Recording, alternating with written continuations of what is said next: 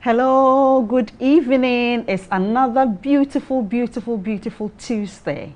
You agree with me that we need to thank God for how far He has brought us. If you agree with me, say amen to that. God, we thank you. We started a year. You've carried us through. We are in the month of November, and gradually we are getting to the end of the year, and we know by His grace He will sail us through. If you believe that, say amen. The program you are watching is Love at Home on Hope Channel Ghana. On Love at Home, our duty is to make sure that we learn, unlearn and learn, so that we prepare our families, the children, the wives, the husband, the uncles, the grannies, everybody, so that we prepare and meet our Savior in His soon return. If you are trying to do that with me, why don't you call in your friends to come and join us in this discussion? You can follow us on Facebook, on YouTube, and also join us on our WhatsApp line 0559680066. 0559680066. You can join in a question or contribution and they will be answered too. Let's go for a quick break, and when we come back, I will introduce myself and my guests to you. We'll be right back. Please stay tuned.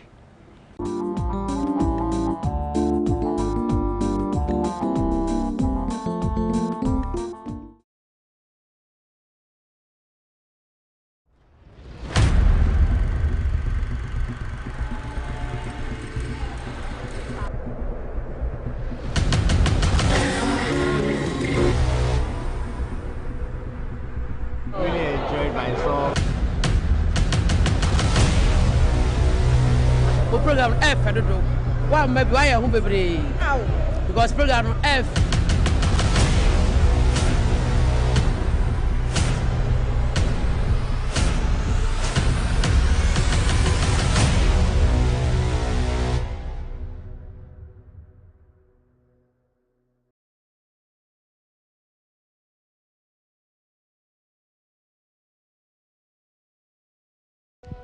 Life can be challenging, and sometimes it's hard to find hope, even in the midst of difficulties. But even in our darkest moments, there is always a glimmer of light. The Adventist Church, mission-driven purpose, and Hope Channel brings to you Living with Hope, A 9-day transformational Bible lecture series. Keynote speaker, Pastor Kojo Chumesi. Health and wellness, Dr. Kennedy Donko. Marriage and family life, Pastor Samson Chumesi. And empowerment development, Dr. Kofi Chumesi. coming to you live from the Penkwase Adventist Church, Sunyane, Living with Hope. 9 days of transformation and empowerment, starting on the 1st to 9th December 2023, 6:30 p.m. each night, live in all Seventh-day Adventist churches and also on Hope Channel and its social media handles. Share the word, tell a colleague, invite a friend. Living with Hope.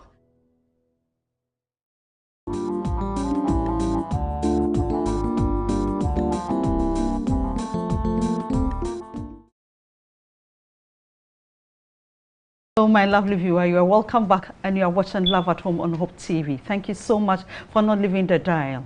In the month of November, we've been discussing abuse. We looked at society and abuse last 2 weeks. Last week, we looked at spousal abuse, and we had great resource people taking us through what it means when we say spousal abuse and the dangers associated to them.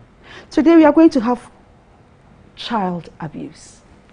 And you agree with me that we need to discuss this because it's a menace in our society. Every home has a child. Every community, every society has a child. You were once a child, and now you are a big woman or big man. What were some of the dangers you went through? We need to know what our children are going through, how we can prevent some of these abuse that we see on or in our societies. My name is Efiasewa Mansa, and I am glad to do this discussion with you. Let me quickly introduce you to my guest for the day. On my far left, I have my beautiful, beautiful Abna Aprekua Bedu Abuaje.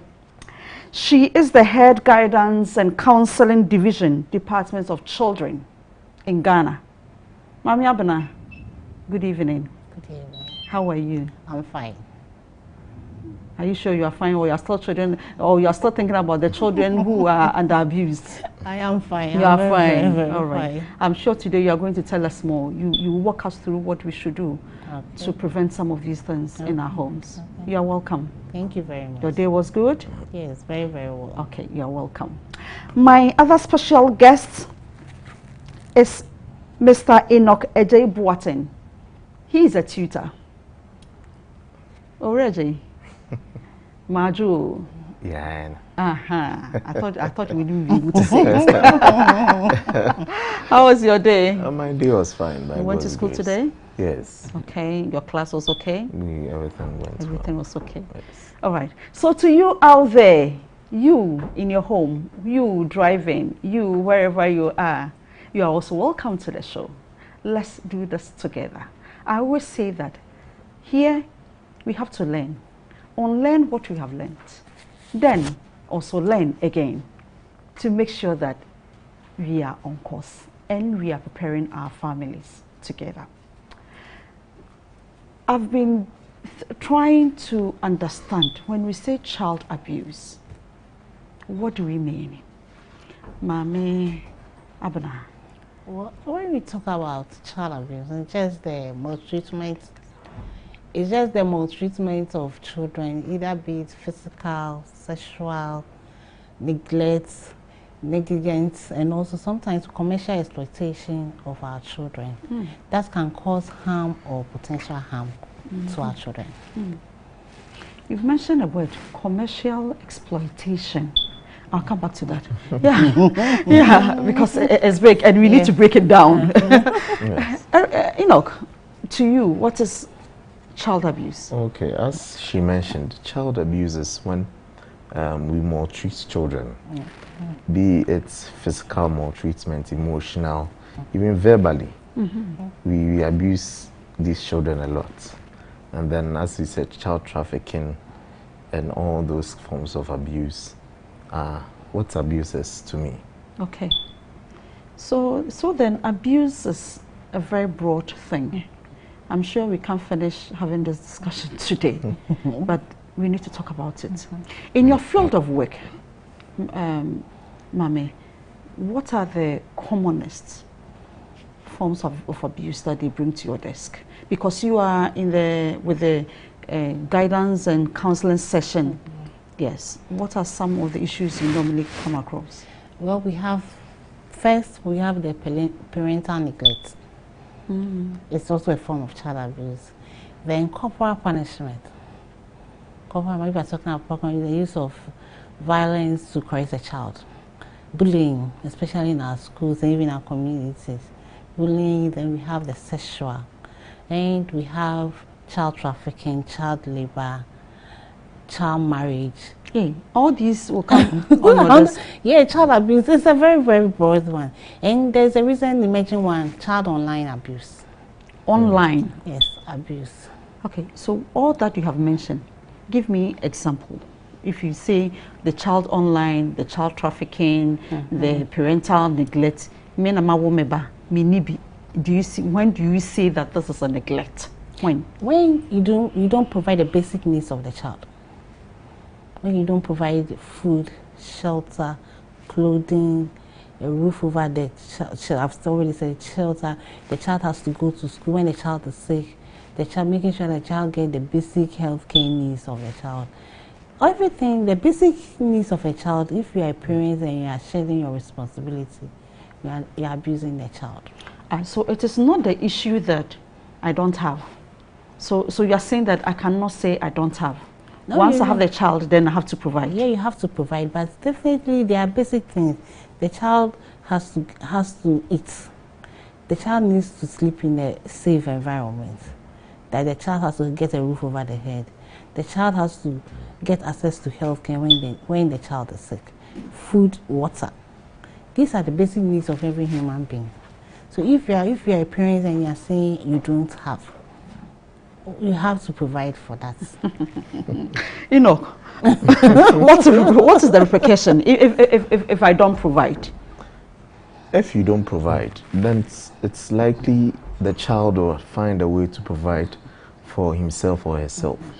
And that will open up the way for someone to, an opportunity for someone to abuse the child. So if, especially with a girl child, they need things, a lot of things, and you can't provide, you would also not let them know why you can't provide and how you are trying to get it for them. They'll fall in the hands of someone who may be able to provide and maybe abuse them sexually. I see. So who are generally the vulnerable ones here we are talking about? We are mentioning the child. Between the boy and then the girl, which of this group is normally vulnerable? Or both? Both. I think every child is vulnerable to abuse. We can't specifically say girls, but normally in our part of the world, girls are more likely to be abused than boys, be it physically, sexually, and other things. So girls are slightly more, they have the chance of being abused more than the boys, because sometimes the boys, they have the strength, they can go and hustle, get something, but girls, probably because of our cultural background, the socialization, but girls are slightly more, they happen to be abused more than the boys. Okay, so Mama mentioned the fact that when parents neglect their responsibilities towards the children, and somebody comes, sometimes those who will normally come in to support, they try to abuse them. How? Why do they? How do they do that? Okay, so because they know they have the power over you, because they provide for you. Usually when you provide for someone, you intentionally or unintentionally feel that you have certain powers over them. Upper hand. Yes, upper hand over them. So if you have someone who is abusive naturally and also gets this upper hand over you, then it means that there's no way out for you. He's going to definitely exert his abusive power over you. You, in your workplace as a tutor, do you see some of these issues at school? Okay, as a tutor, usually what the kind of abuse we see in schools may be something that the children has brought from home. Okay, this is where my interest is. Yes, so maybe they have an abusive parent, and maybe a lot of them is neglect. When they feel that they don't matter to their parents, some even find ways of making them be seen or making them relevant. They want attention, and they are not getting. And they are not getting. So some can even go to the extent of cutting themselves. I don't understand. They will use knife and blade to cut themselves. Just to get their attention. Oh. For you to see and ask, what is wrong? Oh. And if the child is not even fortunate, you won't even get the question. Yes. So a lot of parental neglect and parental abuse, sometimes it's even what they see at home, not they being the victims, but sometimes they are mothers, their brothers, or another person, maybe even their house helps. When they see those things, it has an effect on them when they come to school with their concentration. Are they able to talk to you as tutors? Well, some of them are able to talk to us. It depends on the kind of relation the tutors have. You know, some tutors too can be in a form abusive with how they talk, especially for tutors, how we talk. We are very abusive with our words, and then, they were born, you know, there's no way out for you. Those kind of words that we use on our students. So you mean those words are not good, we should not be using them? No, we should not be using them. You see, I say your disability, obiya on differently abled. That's what everyone is differently abled. So as a tutor, you must look at that and also create a classroom environment where the students will have some trust in you. The students will know that you have a lesson in here. Sometimes even the first 15 minutes, You just go and, how was the vacation? Let them talk. They'll gradually have that kind of connection with you. Okay. And they'll be open to you whenever you see something and you talk to them. They'll be open to you. You want to add something? Yeah, sometimes sometimes these children also in Ghana we have. I always say when we go about doing our awareness creation is we have normalized violence. What do you mean by that? Corporal punishment, hitting and caning and insulting our children in our homes. Okay. Yes, when you go and talk about corporal punishment, that corporal punishment should not be practiced in our schools and even our homes. We get a backlash that we are spoiling their children, and somebody's always hitting a child. We are always hitting our children. When we're young, our parents beat us. The cycle is continuing. When somebody will say that when I was young, my mother beat me, and that's what have made me who am I today. But when our children are doing those kind of tendency of doing that violence to other children, then we can, hey, what is happening to our children? A case in a disco like this. Somebody using a child, the fellow using a head to hit. We're all in uproar, but kind of we have normalized violence, and our children are showing us, and that's when we are saying, hey, probably that's what we know. Once we're growing up, there are other forms of correcting our children. We are not saying when we talk about corporal punishment, there are other forms of correcting our children, not necessarily using cane, using slippers, using something to hit our children. Maybe probably we are just used to this violence, punishment violence, but correcting a child using violence is never, because the children always go back and do the same thing anyway. Okay. Are we correcting them? No. The main aim of correcting the child is so that the child doesn't repeat that. But anytime our children, we are hitting them, they go back and they do the same thing. So we are teaching them the way is violence. So when somebody goes to school and is hitting somebody's child, we are saying this child is bad. When the child goes to school, it's caning. When he comes to the house, it's caning. It's a form of child abuse. Okay. We've not seen that one too. All right. So now let me come back to you, Enoch. He's talking about punishment. We normally see punishment as caning or inflicting pains and all that. If we really want to correct a child, apart from injuring the child and all that, what are some of the practical things we can do?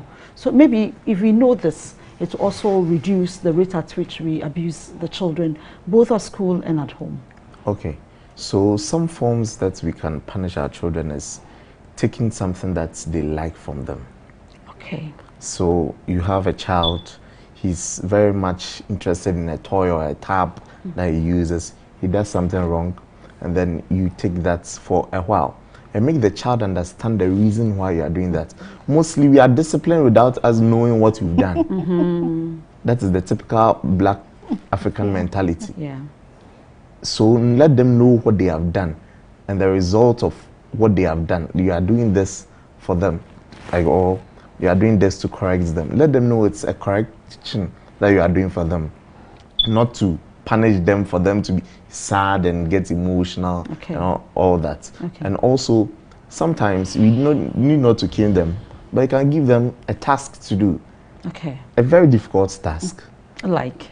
Maybe... like weeding? Weeding. Okay. Carrying something, be able to take time. Or take this, put it here, come back again. But won't they see weeding as punishment?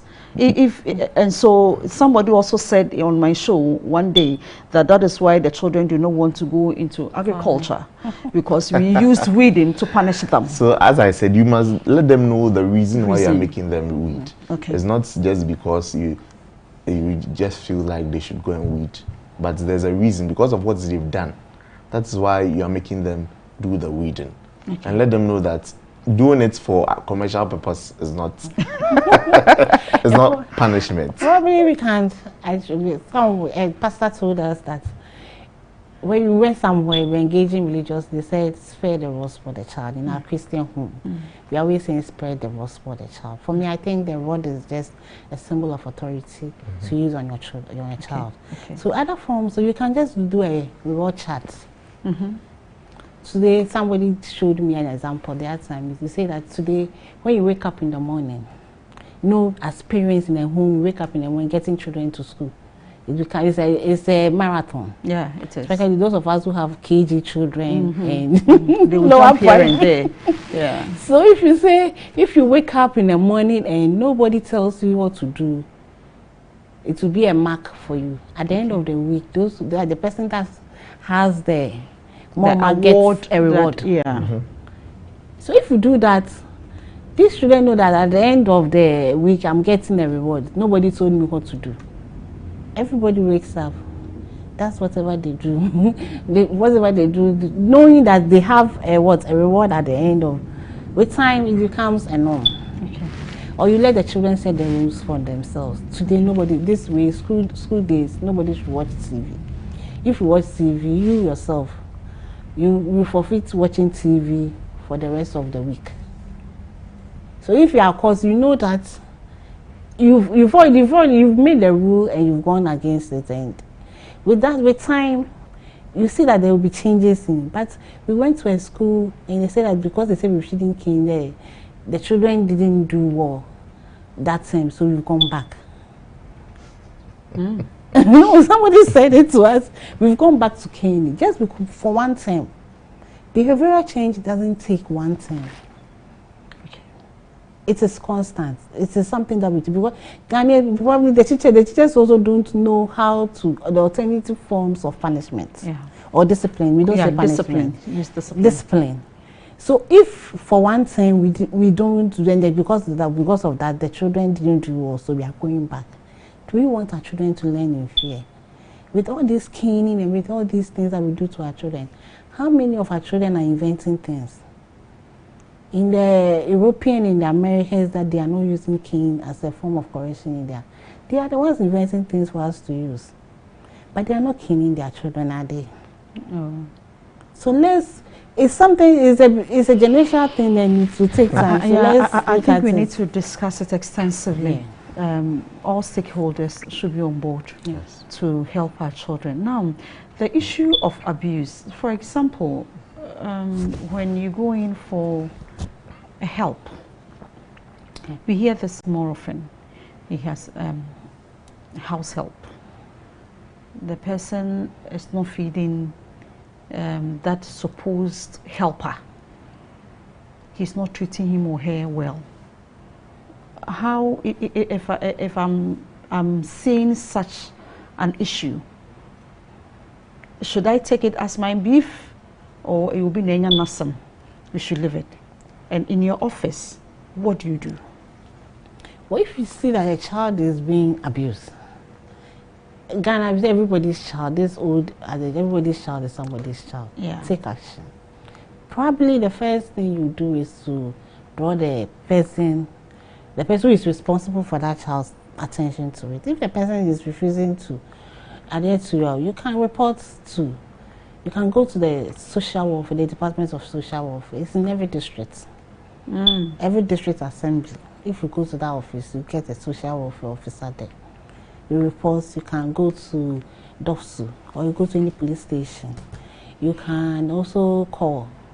We have our hotlines at the Ministry of Gender. We have 0800 800 800. Okay. You can, if it's especially please mention the number again. 0800 800 800. But if domestic, today is a domestic violence hotline.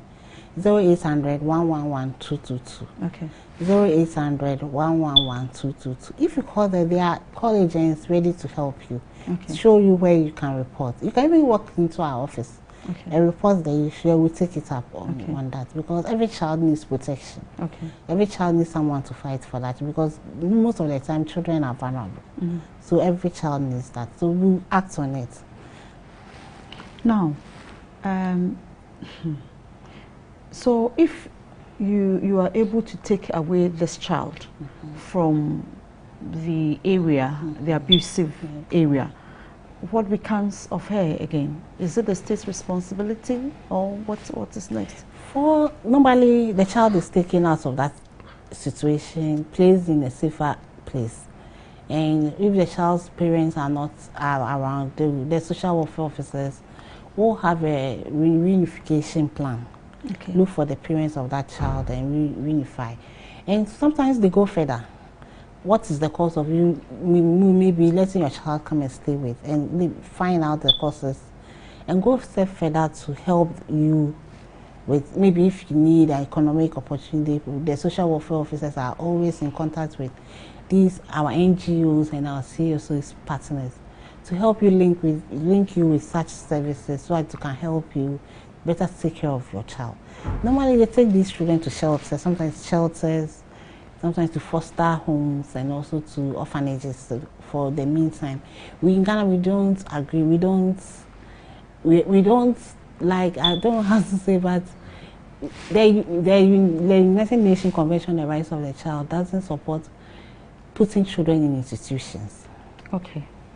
Putting children in institutions. So we are trying to do away with orphanages, but shelter is just temporary. You are not supposed to live there for a very long time. Okay. So a reunification is done with your family and help you, take you to school, link you to other social services. Like if you have to go back to school, they'll take you back to school.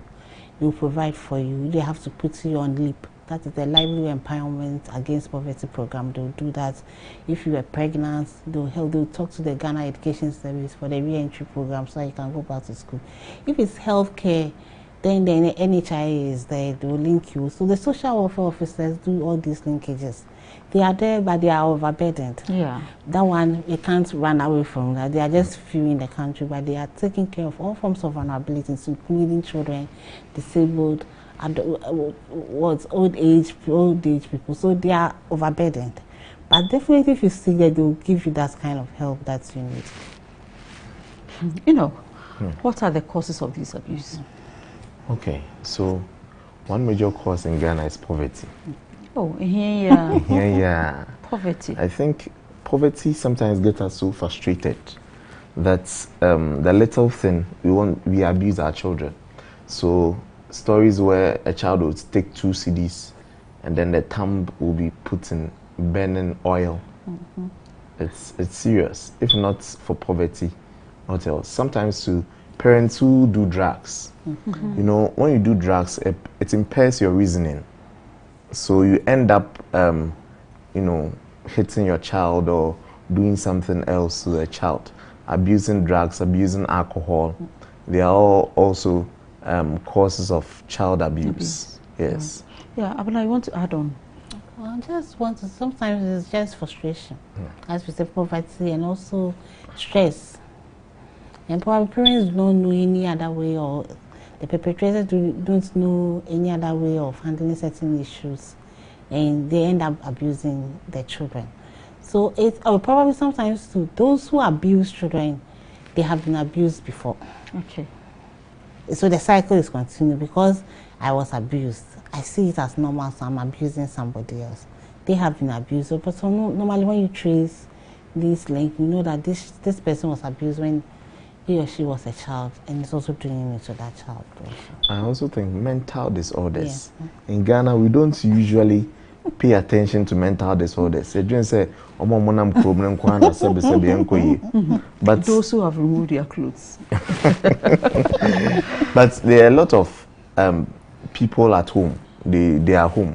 They go to work, they do everything, but they have mental disorders that we don't see it as such. So it's difficult to tackle them.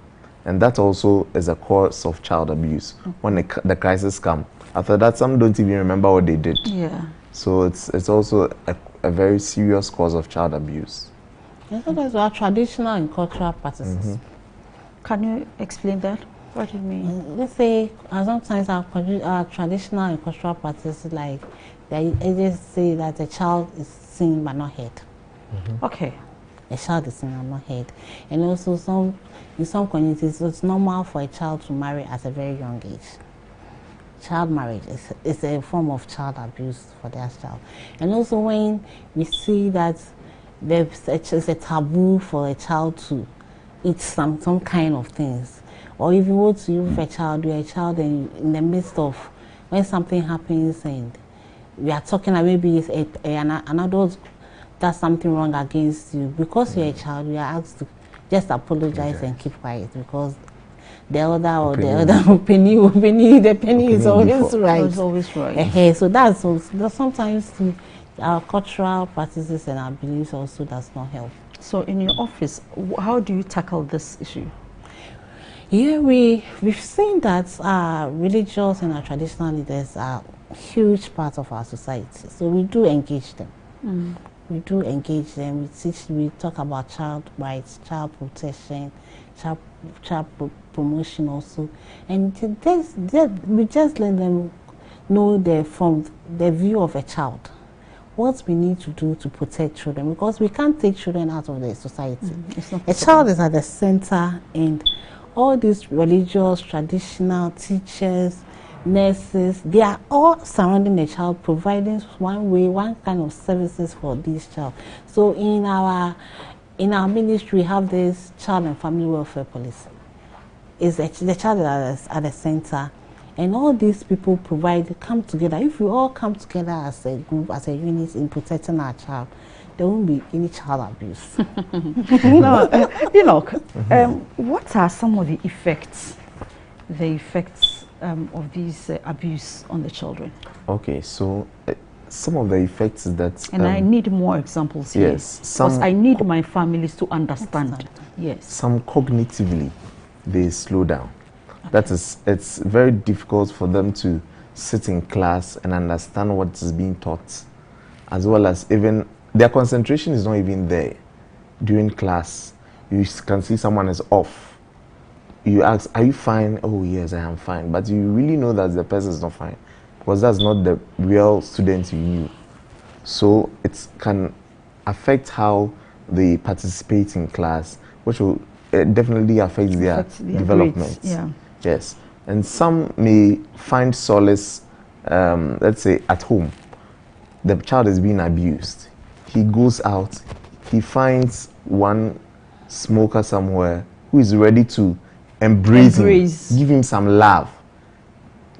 You try a role, and then that is it. The person becomes addicted, introduce them to social vices, and then if you don't take care, that abused child will come back to home and abuse the parents to retaliate. So these are some of the effects that comes with child abuse. Yeah, and also when you have a child and all of a sudden the behavior of that child changes. As a parent, you don't say, let's go behind the behavior of that child. Probably this child is being abused somewhere. So as a parent, when we see that children, they change their behavior, don't say the possibility that this child is being abused and this child is acting out is there. So as a parent, as a mother, for me, let's look at the mothers also, the fathers are there. Let's go behind the behavior of our children and find the root cause of this behavior. Because we can't just sit and throw out our hands in the air and as usual, this child is acting out and we are abusing it, we are hitting. The child is being abused and we are also, in order for us to correct this child, we are also beating the child. So it's double abuse for this child. And this child will be traumatized forever. And sometimes when our children are there and all of a sudden, they do not want to go near an adult that they used to. They do not want to go that. So you are showing us some of the signs that they should look out for, and I need more of such. So all of a sudden, this person or this person doesn't want to go to child. I say, no, please, as a parent, let's calm down. For example, those parents who would normally leave their wards with, say, an uncle, an auntie's husband, or a neighbor. I'm going to town, will you go and live there? Then the child refuses to go. Quickly, you should be able to do some investigation. Is that what you're saying? Yes, I'm saying that. Okay. You have to just, probably you were in a hurry to just take the child. You are in a hurry to go and do your economic or go to somewhere, but your child is refusing to go, so you are frustrated. But let's pay attention. If the child can talk, engage the child. As a parent, our children are supposed to be our friend. We shouldn't shut children who talk. We should encourage our children to talk. Probably a child is talking, you might get something out of it. So as a parent, you calm down, just have the patience, let that down. Talk to him. You see that the child will come out. The child will definitely come out. And you find the causes, or you the child, you do your investigation. If you can, then you ask, probably let a trusted person in your family or in your house look at this and look at how come when I go, what happens, where does this child go? Let's take our time. We are always in a hurry to go somewhere to look for economic opportunities, economic gains. But our children are our future leaders. All these things that we go around doing, if we neglect our role as parents in the house, our children will be abused and we will never know. Or also sometimes when a child doesn't want to talk, all of a sudden the child is quiet. If a child, all of a sudden the child is quiet, the child doesn't want to talk to anybody, and I don't pay nipadodo, or the child doesn't like to befriend somebody, you have to, as a parent, ask why. I remember one of my children, there was this person was calling him, and he said he doesn't want to see. I want another person here. I say, Mommy, you don't know. I sat him down. This boy said, I love you or something. I said, no, that person is not. Don't get near because this is the child, small boy, two boys, and probably leading my child to some way. So, as I said, our children should be our friends. One important thing, children should be our friends. They should be free. They should feel free to talk to us. So when they are being abused at home, at school, and also this bullying also. Let me talk about bullying because sometimes soon and very soon the JHS people will be going to secondary school, and we pray we don't hear. Yeah, that's a disco case. We pray it doesn't come up. Even it doesn't normally. For probably in SS it's another, but in our JSS, in our SS, in our primary schools, it's another way of bullying. Somebody's bag is there, and that is the constantly this person is trying to always go into that person's bag, take something from that person, and because we think that we probably are a class prefect, we are the teacher's favorite, this child is just always doing that to you. It's also another form of bullying. Somebody sees, because the person is bigger and tougher than your child, it's always beating the child is running, you choke the person, probably the way the child also looks, their colleagues are just looking down on them and making some kind of remarks. These are all things that does not help children also to even enjoy school. Okay. So bullying is one of the issues, that's one of the abuses that children do to their fellow children in schools. We are talking about abuse like an adult be abusing our children, but children also abuse. Children abuse our children. And this online protection that I talked about. You come to the online protection. Yes, my lovely viewer, is becoming more interesting, but we need to go for break. So let's go for this quick break, and when we come back, we'll continue the discussion. Please remember to invite your friends. Stay tuned.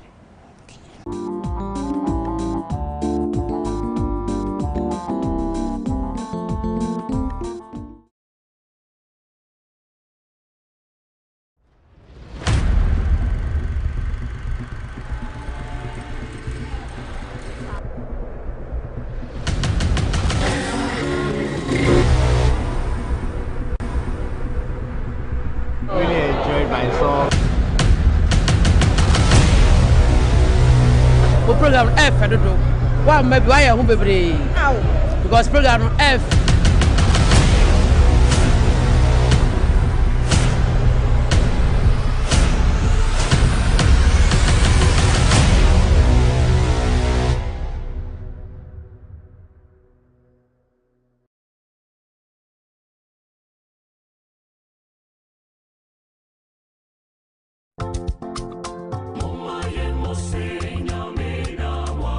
ye kaye nshiro ne abobodin kronkron ne ahwede onyame ya ma yemfie wa ha yi mu me nda kwarefo safo a wo Mountain View Ghana Conference also for Penny Pastor Ike Kunedu Edano ene asafo ne din di kwaman SGS asafo enya mfinhia wa ha hooray eni gi semi munti finhia wa ha yi mu no mu da nyame ase no mabo hu dwata na kese ato safre ni pebino me nda kwarefo Ghana fo ene ni pebino wa mononi echichiri benche nyina se momre na ye nyina ye nkambo mie ni afigide enhye erwadidi ene wonyam na botaye titru nti ye ni dwumadie ni se ye pese ye sin nursing school edeboa sechere kwaman enti bekan ho na dwumadie ni nwie peye eno nti busumi du mienum ni da etosu mienu eye 2nd December 2023 fiye mu awo sechere kwaman SDA school park ne so ehona nhyiamu no eba Pastor Bismarck Nyantachi awo ye host pastor no asaye district pastor sechere kwaman udwemtene ni awotene dwom aboa ma dwumade si ne na so ye Yero Kwame Osei Prempe oye CEO Goya Ghana Dr. KK Sapon kaneno wono na ne Penny Pa CEO ema GNPC afei onumanyamfo Simon Osei Mensa wono ya santimante musuafo no so ya to yensa afre no dia wode ne nimonyam kese ebete dwumade ya se ama na koso wano Ghana mampeni na nado danko akufado dwumade yi okasafo ya to yensa afre na obetene dwuma kasa aboma dwumade ya koso eye Pastor Dr. Anobuahin wono ene ye Northern Ghana Union Conference waye SDA asafo dwemtreni moma yende awrade ase esanse waye niema bebrebe ediama SDA asafo ewo sechere kwaman hallelujah kwaman meme da kwamefa asafo edi mfinhia wa ha hooray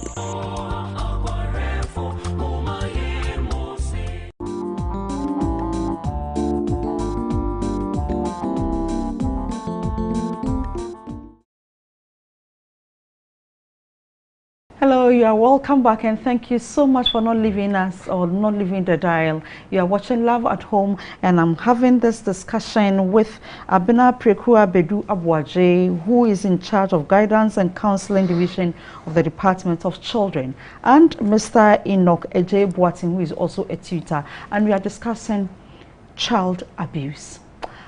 I want to also inform you that you can join the discussion on Facebook, on YouTube, and through our WhatsApp lines if you want to send in any question to 0559680066.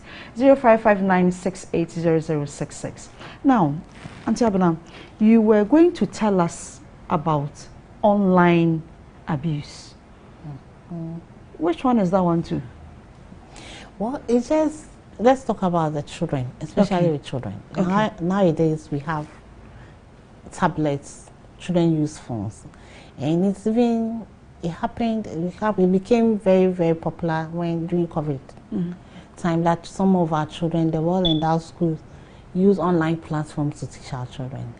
These children were exposed to the internet. You probably think you as a parent, your child is online learning, so you leave the child and you go somewhere. That's when these children are adventurous. They are very, very inquisitive. So if you get a child who is very inquisitive, then the child goes to other online sites and try to browse. Some of these children also, and the online community is wide. Probably you might get a pedophile lurking around somewhere trying to get the attention of this child. And probably one thing that parents also fail to know, this Facebook thing, a child is going to school for the first day, you post it with the child's name. Today my child is going to school. My first day at school. My first day at school. You post the child's name, the child's school. Then you don't know who is your friend, who is your friend's friend, who is watching you. Then the person, a pedophile, picks the child's name. If you say pedophile, what do you mean? So that I want you to calm down so that pedophile, somebody who likes children and likes children. Okay, yes. Somebody who is interested in children sexually. Thank you. And it's only children that that person likes. So the person knows your child's name, knows your child's school, knows you as your parent, you the parent, then your name. The person goes to your child's school, mention your child's name. As soon as you say, Abena, this and this, your mother knows this, she said I should come and pick you. The child, you mention the child's name. You know, you mention the child is likely to go with that person. And what if the person kidnaps your child, takes your child somewhere, and right now this dark web, they have a way of a room that people pay to see children getting naked. Is it also in Ghana here? It's everywhere. It's I was hearing it far away. Something is happening. So what happens? You as a parent, you've given free information about your child on the internet. It's something that probably as parents we've not thought about it, but online probably if you just don't put your children on this social media, because you're also invading your children's privacy. And right now, so as I said, the reason why I was talking about bullying, our JSS and our SS children, they have phones. They have something there you can call Snapchats, groups. These children form groups, take pictures of themselves and put it on the Snapchat. And probably will besides you if you've taken your picture is not nice and you put it on the platform. Especially when the background is not too appealing. It's not even happy, but probably you as a girl, you've taken your naked picture or something and you've put it on the Snapchat thing. A group like that. And people are just commenting on it. And they say you are ugly, you are this, you are this. Look at your face, look at your leg, look at the comment that they'll make. You as a child, you do not even want to wish to go to school the following day. The child does not want to go to school the following day. And what happens? A child might withdraw and never go back to school again. Or probably when something happens and everybody is insulting this person, this child, because they have a group chat, they can say all kinds of things. It's free range. It is free range for the children. They are just, teenagers can be mean. Especially our teenage children, they can be very mean. So when they are saying something, it's at that time too, they are very, very particular about their physical looks and themselves. So if somebody says any nasty comment about your child or your teenage, the person takes it very, very hard, and that can affect the self-esteem of our children. And abuse also, one of the effects of abuse is low self-esteem. Children had. They had already started doing them. They were waiting for the invigilator to tell them to turn over. Oh, to start the exam? The exam. And no child in that room was bold enough to raise their hand to say that, can we start? And they were sitting down? They were sitting down. Till the time was up? So the invigilator realized that these children, about 30 minutes gone, and these children were not right. They said, no, you've not told us to. What kind of children are we raising? Timid. We are raising timid children because we are putting fear, we are killing them, we are insulting them, we are doing other things. So one of these, and also coming back to the online, just deviated, online protection. We shouldn't, because of technology, open this free range for our children to serve. Let's put control measures on our devices. There's something called Google Family Link. When a child goes to a site, you as a parent has to approve before the child goes to the site. The child is buying game. You parents, you have to approve before this child goes there. So let's as a parent, if it's fine, it's okay. We are not saying children shouldn't use these devices. But in order to protect them for our peace of mind and also for the good of our children, if you do not know these control features that you can put on your phone, take it to somebody who can do it. You can't give a phone to a child and you can't control what the child does on that phone. Let's do that, because that one online abuse is a whole lot of things that can expose our children to a lot of things. Some they call this game Roblox. They go to school, they face a time like today around 7 we play. Everybody knows the name of the game. they know the profile of everybody. Okay. So they decide to play at this time, and they all come on board at that time to play. So if they are playing, they know that this person is this person is this person is this, and they are playing. Okay. And it's whole. I remember my child when during COVID time, these children created their own Google Classroom. That they were talking about. They were talking and doing other things on this Google Classroom. And you as a parent, you think that's all. So then the parents parents of today must learn. Oh yeah, we have to Because if you do not learn and your children, I mean, they know these So things better than you, how would you be able to control them? So now let's come to you, Enoch. You are a tutor.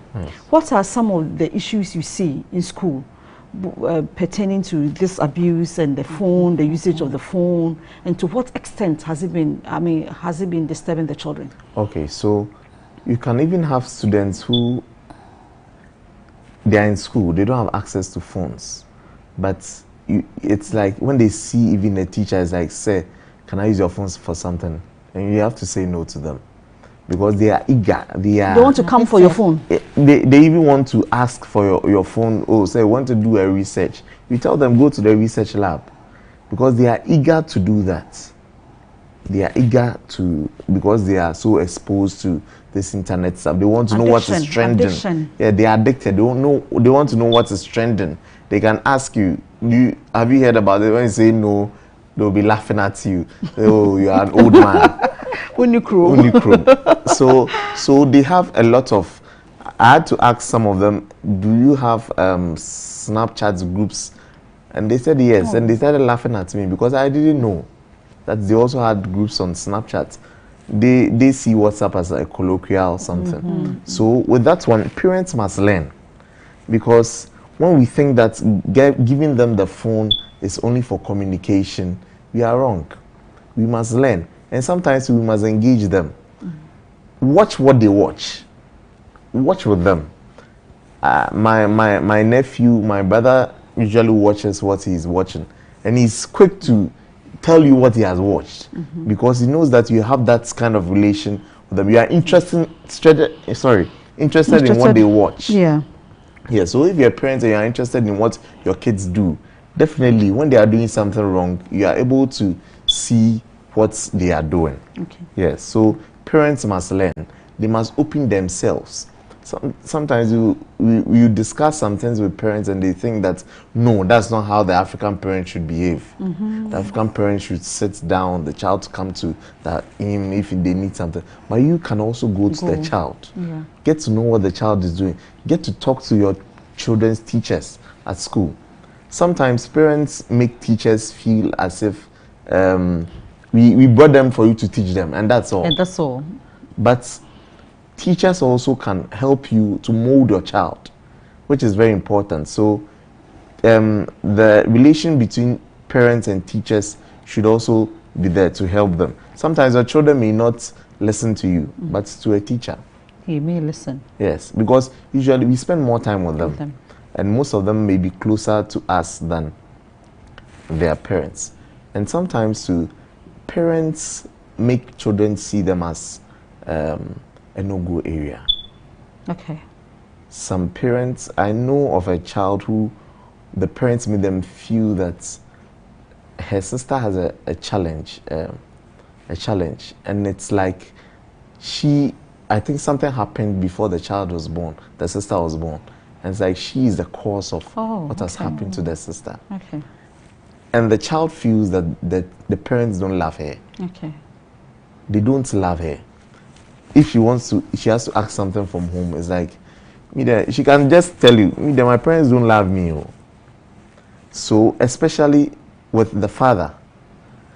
And if this child sees men as very non-loving, it is likely she's susceptible to go into lesbianism. Yeah. Because another female will give her that comfort. I know in our schools there are a lot of tendencies to go into that. Especially you being in a girls' school. Yes, give her that comfort.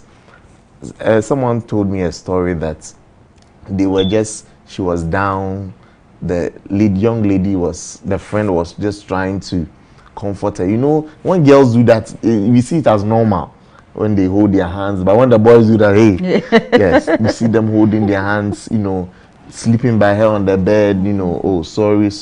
By the time she realized something else is happening. Kiss. And that was how she was nearly initiated into lesbianism. Yes. If not for the intervention of God and people like you. Yes. So I think parents should really be closer to their children and take it easy on them, especially the fathers. Fathers, I hope you are hearing. Please listen. Oh, they say you should take it easy on us, we the small girls. Now, Mami Abena, let's look at this abuse. How do we identify somebody who is an abuser? Well, for that one, we can't really pinpoint somebody is an abuser because, as you said, we all have mental disorders. But it's just teaching our children that this is the way. But if somebody is doing something otherwise, probably, as you said, somebody is touching you in the wrong way. You should let your child know that it's not okay for somebody to be touching your breast. Somebody should be touching your private parts. It's not okay for somebody to be touching your buttocks. It's not okay to be doing that to somebody. But we need to teach our children that this is the way. I remember my child came and said, this boy in the school is, when she's going to the washroom, this person will come and stand and block and do other things. Whenever the boy does it, slap the boy. For me, that's why I told my I told my daughter. I tell the reporter, I said, he can't go and report it because he knows that what he's doing is wrong. We should teach our children to stand up for this and know that certain things are no-go area. If somebody is doing this, withdraw, report it to a trusted person. If that person doesn't take action, report it to another trusted person. Because we don't have a black and white thing that this person is a perpetrator. Probably we have to be careful also as somebody who always children are surrounding them, and all of a sudden these children withdraw.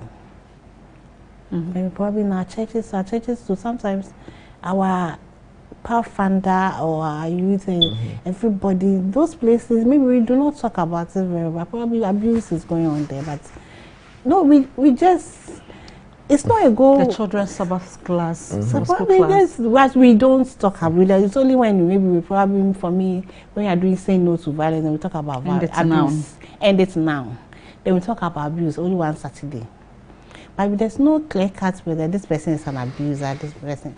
Unfortunately for Ghana, we do not have this sex offender registry, especially for sexual abuse. In abroad like this, when somebody who has raped somebody or other things, you are supposed to register as a sex offender. You are not supposed to go near a certain radius in a school environment. If your house is near that person, you'll be sent back to prison. We do not have those things. So let's teach our children that there are certain things it's not okay for somebody to do certain things to you, and that's all. In our church setting, I remember I had a friend. This man usually prayed with them. You go to camp meeting, and then he's the one who called them to come and pray. They all see him as an iconic spiritual, and then when he's alone with him, you try and touch his, So quickly, the friend told me about it, and I told the friend to just get away from him. Okay. And now we are growing. Whenever we see the man, we laugh in our head. But these are and we should, as she said, we should let the kids know that they have rights. Okay. When someone infringes upon their rights, they are not to accept whatever is happening, that maybe is their fault. Some children feel that whatever abuse is going on is because of what they have done. Okay. So we have to let them know that it's not their fault. They have to report it. And we should also have, as I said, listening ear. Who is the first point of contact? It's the parents. Well, my time is up. Mami Abena, your last counsel to my family. Well, all that I would say to our families here is, as parents, let's make time for our children. Let our children be our friends. Let's go the extra mile to know our children better. So that when there are changes in their behaviors, we'll spot it early and give them the necessary help that they need. If your child has been sexually abused or exploited or any other way, seek help for that child. Don't cover it up. Because but if you cover it up, it might have repercussions for the child's future. Let's talk about it in our homes, in our churches. Please, our church leaders, abuse is going on. Let's talk about it. Let's find time and have a proper discussion on child abuse in our churches, in our conferences, in our districts, for our children ministries and all parents, so that we can help protect our children in our churches. Thank you very much. Thank you. Yes, Mr. J. Okay, what I will say is that naturally our culture does not really eulogize child abuse. We see it as normal. So I'll urge parents, I'm on the parents, because I'll urge them to know or change the mentality of parenting. They should engage their children more. They should talk to them more. They should use the democratic style of parenting so that the children will feel involved. The children will get closer to them so that any issue of child abuse could be rectified, so that children will always have help and have some trust in them. If they lose their trust, it will be very difficult for them in their survival. Thank you so much, Mami Abena Prekua Bedu Abuaje.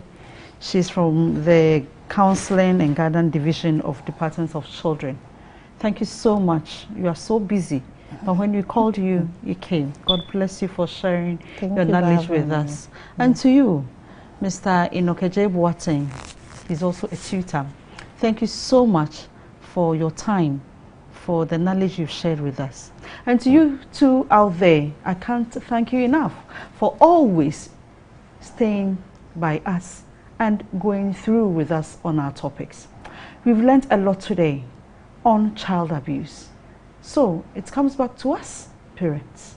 And on this same show, we've been discussing parental guidance, how we can walk or we can guide our children. I think we've been discussing and discussing and discussing. If you've still not gotten it, we will still have that discussion again. Don't leave this program, Love at Home, because our interest is to help you prepare your families. Don't leave the boy child, the girl child alone. Make them your friends so that they can share every problem. By so doing, they'll be confident, and we know that our society would also be okay to receive them. On this note, I want to thank you and wish you so well. Until same time next week, when you come into your homes again, the program has been Love at Home, and I am Efia Sewa Mansa. Thank you so much for joining us, and good night. Bye-bye.